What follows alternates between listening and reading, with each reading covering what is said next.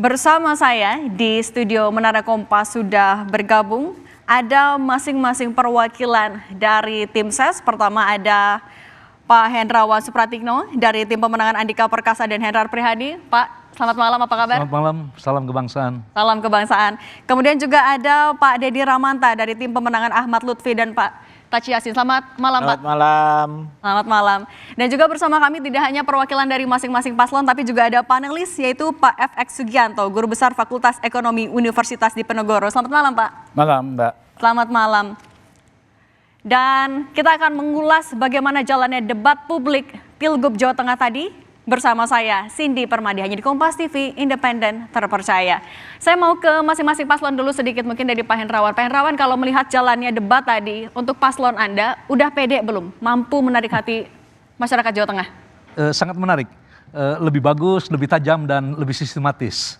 Diakhiri dengan Jateng Perkasa Berdaya Sejahtera. Oke, berarti artinya pede ya, bisa menarik. Kan kalau kita merujuk dari survei Litbang Kompas terakhir, masih ada 43,1% yang masih belum bisa menentukan pilihan. Pede ya, bisa menarik hati mereka? Ya, bagi kami mereka yang belum memutuskan pilihannya itu artinya mereka adalah yang dewasa secara politik. Tidak mau tergoda dengan iming-iming sesaat. Oke, baik. Nah, kalau dari Pak Dedi gimana? Tadi kan juga kalau kita lihat menutup dengan nyanyian. Apakah ini juga strategi buat menarik hati masyarakat Jateng? Betul, jadi dari semua pemahaman dan juga penggambaran yang dilakukan oleh paslon kami, kemudian diakhiri dengan membangunkan semua, termasuk warga, gubernur dan seterusnya, bangun dari keterpurukan. Dan ilir-ilir begitu kan. Jadi semua orang harus bangun dari keterpurukan, menghindar dari rasa malas. Setiap orang punya potensi menjadi penggembala untuk kebaikan untuk masyarakatnya, dan diakhiri bahwa pencapaian yang tersulit harus dilakukan untuk hal yang paling indah. Artinya optimistis juga bisa menarik hati ya? Sangat optimistis, dan tadi aspek pengetahuan, aspek data, aspek informasi yang disampaikan oleh Mas Lutfi dan Gus Yasin tadi cukup kemudian memberikan keyakinan pada kita bahwa calon yang kita usung ini dari hulu ke hilir, dan mereka berdua sudah lama di Jawa Tengah, menguasai dinamika, dan juga nantinya akan ada inovasi yang tadi telah dilakukan. Salah satunya dengan refleksi yang panjang akhirnya punya keputusan untuk kemudian menghapus kartu tani. Itu kan itu sebagai satu langkah refleksi yang penting untuk kita lihat. Yang kedua, coba berinovasi tentang kartu zilenial sebagai satu lompatan inovasi untuk kemudian memberikan insentif kepada kaum muda agar kemudian terlibat dalam kegiatan produksi pertanian, bertani untuk kemajuan, bertani untuk masa depan, karena selama ini bertani itu tidak memberikan harapan bagi kaum muda, sehingga dengan insentif dan juga beberapa inovasi yang tadi disampaikan oleh Mas Lutfi dan Gus Yasin, kita berharap kaum muda itu mampu bersandar pada produktivitas pertanian, pengen menjadi petani. Toh akhirnya kita juga melihat banyak di luar negeri para pemuda justru tertarik pada soal-soal pertanian. Oke, itu nanti kita akan juga ulas lebih lengkapnya. Tapi saya mau lempar dulu ke panelis kita, Pak Sugianto. Kalau melihat tadi debat yang sudah berjalan 2,5 jam, sudah cukup substantifkah yang disampaikan oleh para paslon? Apa catatan Anda? Iya, yang pertama dari sisi tata cara perdebatan lebih baik dibanding yang lalu dalam konteks begini. Kalau menurut pengamatan saya, debat yang pertama itu masih banyak yang keluar dari tema utama. Hari ini tidak terlalu. Jadi yang kedua, yang menurut saya ini ada lebih baik dari ini, hampir semua paslon sudah mengacu kepada data sebagai konfirmasi faktual gitu.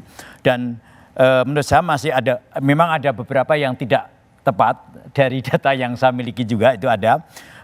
Namun sayangnya eksplorasi masih perlu diperdalam lagi, Mbak. Jadi isu-isu yang berkaitan dengan apa yang sesungguhnya ada di Jawa Tengah itu. Kalau banyak data kan artinya juga yang jadi PR, bagaimana masing-masing paslon bisa membumikan apa yang mereka sampaikan kepada masyarakat. Sudah paskah mereka? Ya, menurut saya memang perlu bisa dieksplorasi lebih jauh gitu, karena sebetulnya ada persoalan-persoalan mendasar di Jawa Tengah seperti kesenjangan antara utara selatan, kemudian infrastruktur apa yang mesti dikembangkan, kemudian tadi petani milenial dan seterusnya. Itu saya pikir isu-isu yang sebetulnya tadi seharusnya masih bisa diperdalam. Sehingga sayang ya ada beberapa waktu yang terbuang itu. Jadi belum selesai, waktunya masih sisa tapi tidak dimanfaat dengan baik. Menurut saya ini sangat penting ya, karena dalam pandangan saya memilih itu satu hal, suka itu satu hal yang lain. Jadi orang yang memilih suka iya, tapi menurut saya suka belum cukup karena memilih itu bukan hanya tentang kesukaan, tapi juga tentang manfaat dan harapan. Nah, forum seperti ini mestinya bisa dimanfaatkan dengan baik oleh paslon untuk menunjukkan kepada calon pemilih bahwa mereka layak dan pantas untuk diberikan kepercayaan atas harapan-harapan calon pemilih. Idealnya seperti itu gitu. Oke, tapi kalau kita juga melihat dari, kan ada 4 subtema ya Pak, Ya. mana yang paling menonjol dari masing-masing paslon? Iya, masing-masing paslon memang menurut saya mempunyai kekuatan sendiri dan berangkat dari visinya masing-masing gitu. Jadi dan menurut saya ini yang perlu dieksplorasi lebih detail ya, lebih detail dari visi dari nomor 1 maupun visi nomor 2 yang seharusnya bisa dieksplorasi lebih detail. Daya saing Jateng, lumbung pangan Jateng dan sebagainya itu bisa dieksplorasi lebih jauh. Kemudian petani milenial memang faktanya seperti itu, tapi sebetulnya saya lihat ini ada ruang juga bagi generasi muda untuk bisa menjadi generasi yang nanti bisa mengambil aktivitas di pertanian, walaupun mungkin tidak dalam waktu pendek kan gitu. Oke, kita tanya ke masing-masing paslon. Dari Pak Hendrawan sendiri, kalau tadi kan catatannya adalah masih belum eksploratif, masih ada hal-hal yang sebenarnya bisa dipertajam lagi. Kalau dari hasil belanja masalah selama masa kampanye, sudah semuanya tersampaikankah dalam debat? Tentu karena debat itu kan terbatas waktunya ya. Jadi eksplorasi itu tidak maksimal ya. Tetapi yang saya lihat yang menonjol dari apa yang dipaparkan oleh Pak Andika dan Pak Hendy itu mereka selalu mengulang-ulang pentingnya sistem insentif. Bagaimana mendorong masyarakat berinisiatif untuk bekerja, berkarya, berdampak untuk lingkungannya. Jadi masyarakat itu tidak dipaksa-paksa begitulah. Ini kan sistem ekonomi kita, sistem ekonomi yang membuka ruang untuk masing-masing individu berpartisipasi. Jadi ini jelas sekali bahwa Pak Andika ingin membuka ruang masyarakat untuk berpartisipasi, tidak diinstruksi, dijejelin dengan tugas-tugas, tekanan-tekanan begitulah. Ini yang menarik dari Pak Andika. Jadi sistem insentif, karena ada slogan yang sangat penting ya, people response to incentives. Orang bergerak kalau memang ada insentif untuk melakukan itu. Jadi dalam konteks seperti ini saya kira sinergitas masyarakat Jateng bisa dimaksimalkan untuk bergotong royong membangun produktivitas, karena kata akhir kesejahteraan itu adalah pada produktivitas. Tidak ada masyarakat yang kaya, tidak ada masyarakat yang sejahtera kalau produktivitasnya rendah.